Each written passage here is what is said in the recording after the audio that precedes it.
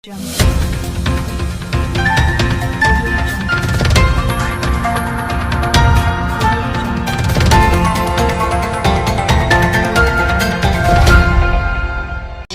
अलग ढंग से व्याख्या की, बजाय शब्दों के विश्लेषण करने के और तर्कों में जाने के, उन्होंने उसके प्रायोगिक रूप को चुना। भगवान कृष्ण का संदेश हम अपने जीवन में कैसे उतारें, तो उन्होंने विधियां बताई कि किस विधि से ये हमारे जीवन का हिस्सा बन सकता है, कैसे हम वास्तव में भगवान कृष्ण की कही बात का अनुगमन कर सकते हैं। तो केवल बौद्धिक समझ से बात नहीं बनती, उसको अपने जीवन में उतारने के लिए कुछ एक्सपेरिमेंट्स, कुछ ध्यान प्रयोग करना पड़ते हैं। तो ओशो ने जो गीता दर्शन की व्याख्या की है वह बहुत एक्सपेरिमेंटल, व्यावहारिक और प्रायोगिक है। तो आने वाले 3 दिनों में हम उन ध्यान विधियों का प्रयोग करेंगे जो गीता दर्शन में ओशो ने समझाई हैं, और ओशो की जो मुख्य ध्यान विधियां हैं और जो नव संन्यास भी है जो उन्होंने शुरू किया था, वह भी भगवान कृष्ण पर उपदेश देते हुए उन्होंने शुरू किया था। भगवान कृष्ण गीता में अर्जुन से कहते हैं कि कर्म का त्याग संन्यास नहीं है।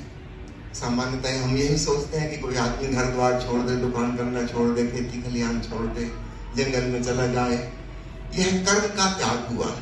भगवान कृष्ण कहते हैं अर्जुन, कर्म का त्याग संन्यास नहीं है, कर्म फल का त्याग संन्यास है। ये जरा सूक्ष्म और भीतरी बात है। कर्म तो बाहर से सबको नजर आता है।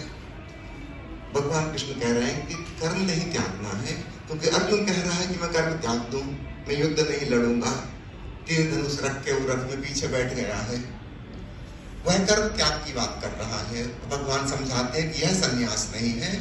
वास्तविक संन्यास यह है कि तुम अपना कर्म करो, लेकिन कर्म फल की आकांक्षा ना हो, फलासक्ति ना हो।